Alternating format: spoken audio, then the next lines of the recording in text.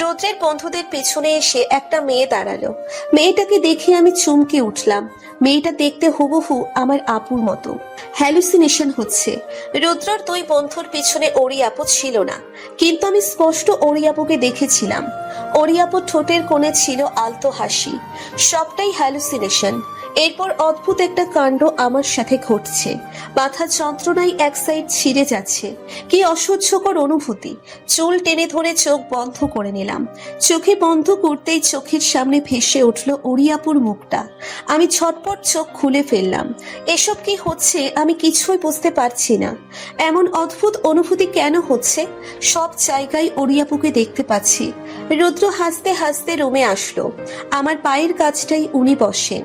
আমার দিকে ভ্রু কুঁচকে তাকিয়ে বলেন, তুমি তখন এভাবে চলে এলে কেন? আমি ওনার প্রশ্নের জবাব না দিয়ে বললাম, আপনি জানেন হাসলে আপনাকে কতটা সুন্দর লাগে, কিন্তু আপনি তো হাসেন না। যেন হাসলে আপনাকে টাকা দিতে হবে। আপনি কি জানেন আপনার হাসি মুখটা দেখার জন্য আমি চাতক পাখির ন্যায় অপেক্ষা করি? এই তুমি এভাবে কথা বলছো কেন? তোমার কি হয়েছে? শরীর খারাপ লাগছে? জ্বর আসছে নাকি? আমি মাথা নাড়িয়ে না বললাম। মনে হলো না উনি আমার কথা বিশ্বাস করেছেন। আমাকে একদম মিথ্যা বলার চেষ্টা করবে না। তোমাকে দেখে আমার একদম ঠিক লাগছে না। তোমার কি মাথা ব্যথা করছে? ওনার কথা শুনে আমি আলতো হাসলাম। ওনার কাছ থেকে আমি কিছু লুকাতে পারি না। আমি মুখ ফুটে না বললেও উনি আমার সব সমস্যার কথা বুঝে যান। আমার মুখ দেখেই বুঝে যান আমার কি প্রয়োজন। মেডিসিন খেয়েছো? না।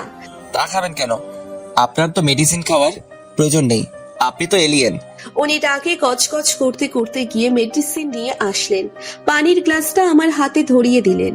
ম্যাডামের সব দিকে খেয়াল আছে, শুধু নিজের দিকে খেয়াল নেই। আমি আলতো হেসে বললাম, আমার খেয়াল রাখার জন্য আপনি আছেন তো। যখন আমি থাকবো না তখন কি করবেন? আমি ওনার ঠোঁটের উপর আঙ্গুল রেখে চুপ করিয়ে দিলাম। এমন কথা আর বলবেন না। আপনি হিনা আমি নিজেকে কল্পনাও করতে পারি না। সেই দিন যেন কখনো না আসে। আল্লাহ যেন আপনার আগে আমার মৃত্যু দেন। রাগে ওনার চোখ মুখ লাল হয়ে গেছে। উনি পেইন কিলারটা আমার মুখে ঠুসে দিলেন। হাত থেকে টান দিয়ে গ্লাসটা নিয়ে নিলেন। গাল চেপে ধরে আমাকে পানি খাইয়ে দিলেন। আমি অবাক নয়নে ওনার কার্যকলাপ দেখে যাচ্ছি। উনি হঠাৎ এত রেগে গেলেন কেন সেটা আমার বোধগম্য হচ্ছে না। পরক্ষণেই মনে পড়লো আমি একটু আগে মৃত্যুর কথা বলেছিলাম। এটার জন্যই কি উনি রেগে গেছেন? আমার ঠোঁটের কোণে প্রাপ্তির হাসি ফুটে উঠল। উনি চলে যেতে নিলে আমি ওনার হাত টেনে ধরে বিছানায় বসিয়ে দিলাম। উনি বিছানায় বসতেই আমি ওনার বুকে মাথা রাখলাম। ওনার হাতটা আমার মাথার উপর রাখলাম। একটু মাথায় হাত বুলিয়ে দিবেন? মাথা প্রচন্ড ব্যথা করছে। দিন না একটু বেলি কেটে। উনি এক হাতে আমাকে জড়িয়ে ধরে আর এক হাতে মাথায় বেলি কেটে দিচ্ছেন। আমি আবেশে ওনাকে দুই হাতে জড়িয়ে ধরলাম। উনি কপালে পরপর 3টে চুমু খেলেন। গালে আলতো করে ছুঁয়ে দিতে দিতে বললেন, আমি নিজের অনুভূতি প্রকাশে বরাবরই ব্যর্থ। নিজের অনুভূতিগুলো আমি কখনোই গুছিয়ে অন্য কারোর সামনে প্রকাশ করতে পারি না। তাই কেউ আমার অনুভূতি বুঝতেও পারে না। তুমিও আমার অনুভূতি বুঝতে ব্যর্থ। তোমার মুখ থেকে মৃত্যুর কথা শুনলে আমার বক্ষস্থলে চিনচিন ব্যথা হয়, মনে অদ্ভুত ভয়ের অনুভূতি হয়। আমি তোমাকে হারাতে পারবো না। তোমার থেকে একটুখানি দূরত্ব যে আমার সহ্য হয় না। ওনার কথাগুলো শুনে আমার বুকের ভিতরে মোচড় দিয়ে ওঠে। আমি কি সত্যি ওনার অনুভূতি বুঝতে ব্যর্থ? ওনাকে বুঝতে দিলাম না যে আমি সজা। এসব ভাবতে ভাবতেই একসময় ওনার বুকে মাথা রেখে ঘুমিয়ে গেলাম। ঘুম থেকে উঠে আর ওনাকে পেলাম না। এলোমেলো চুলগুলো খোপা করতে করতে ওয়াশরুমে ঢুকে গেলাম। হাত মুখ ধুয়ে ওয়াশরুম থেকে বের হয়ে এলাম। রিসেপশন উপলক্ষে আমাদের এবং রুদ্রের অনেক রিলেটিভসই বাসায় এসেছে। তাই নিজেকে একটু ঠিকঠাক করে রুম থেকে বের হলাম। রুম থেকে বের হয়ে ড্রয়িং রুমে আসতে কেউ একজন ফটাফট মুখে মিষ্টি ঢুকিয়ে দিল। মুখের মিষ্টিটুকু গিলে চোখ তুলে তাকাতে না তাকাতেই আরেকটা মিষ্টি ঢুকিয়ে দিল আমার সামনে থাকা ব্যক্তিটা। আমার সামনে হাসি মুখে দাঁড়িয়ে আছে ইলান ভাইয়া। আমাকে ওনার দিকে চোখ বড় বড় করে তাকাতেই বলে উঠলেন, নিজের বিয়ের মিষ্টি খাও, তুমি বিয়ের কনে। তুমি মিষ্টি মুখ না করলে তো মিষ্টি মুখের অনুষ্ঠানটা ইনকমপ্লিট থেকে যাবে। ইলান ভাইয়ার কথা শুনে আমার গলায় মিষ্টি আটকে গেল। আমি কাঁদতে শুরু করলাম।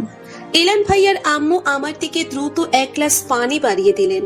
পানি দিয়ে উনি আমার পিঠে হাত বুলিয়ে দিতে লাগলেন। আমার কাশি থামতেই আন্টি ইলান ভাইয়ার কান টেনে ধরেন। তোর বাঁদরের মতো স্বভাব কোনো দিন যাবে না। না, এইভাবে কেউ মিষ্টি খাওয়ায়?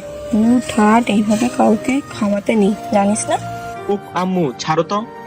রিয়া তো অবাক হয়ে গিয়েছিল, তাই গলায় মিষ্টি আটকে গিয়েছিল। এখন তো রিয়ার অবাক হওয়ার দিন। রিয়া মিনিটে মিনিটে ঝটকা খাবে। রুনা আপু সোফায় বসেছিলেন। উনি চিৎকার দিয়ে বলে উঠলেন, আম্মু জোরে টেনে ধরো কান, পারলে কান টেনে ছিঁড়ে ফেলো।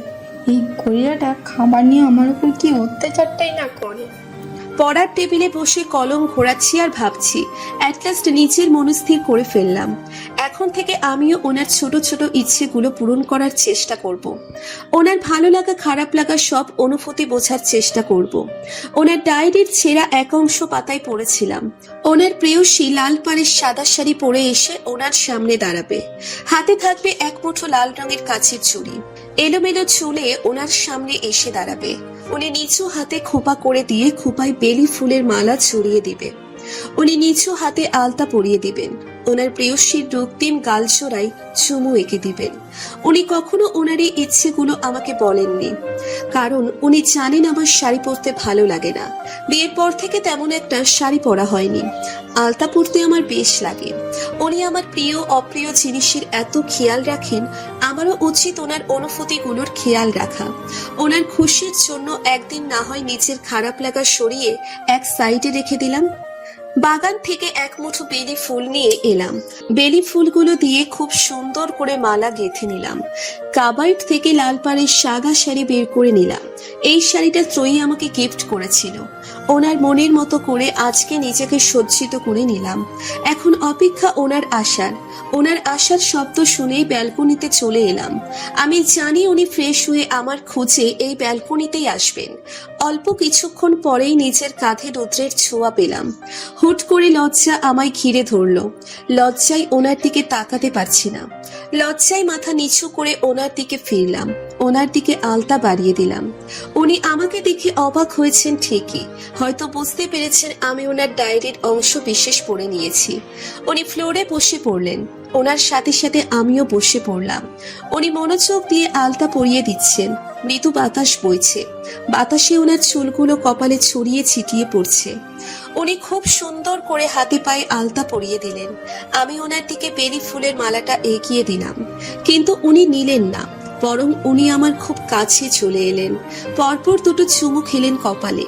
উনি সরে গেলেন না, আমাকে দুই হাতে আগলে নিলেন। কানের কাছে ফিসফিস করে পড়লেন, তোমাকে যদি একটু ভালোবাসি তাহলে কি খুব বেশি অন্যায় হয়ে যাবে? আমার আলতো স্পর্শ যদি তোমার সর্বাঙ্গে ছড়িয়ে পড়ে তাহলে কি খুব বেশি ক্ষতি হয়ে যাবে? আমি ওনার কথার প্রত্যুত্তর করলাম না, বরং লজ্জাবতী কাছের ন্যায় ওনার বুকে মুখ গুজে দিলাম। উনি আলতো হেসে আমাকে কোলে তুলে নিলেন, আমাকে বিছানায় শুইয়ে দিলেন। লাইট অফ করে দিয়ে আমার কানে ফিসফিস করে বার কয়েক বললেন, ভালোবাসি। আমি আবেশে চোখ বন্ধ করে নিলাম। দুহাতে খামছে ধরলাম ওনার টি শার্ট। আরে আরে কই যান আপনারা? একটা লাইক দিয়ে যান। এত কিপটামি করেন কেন? একটা লাইকই তো দিবেন। প্লিজ প্লিজ প্লিজ একটা লাইক দিয়ে যান।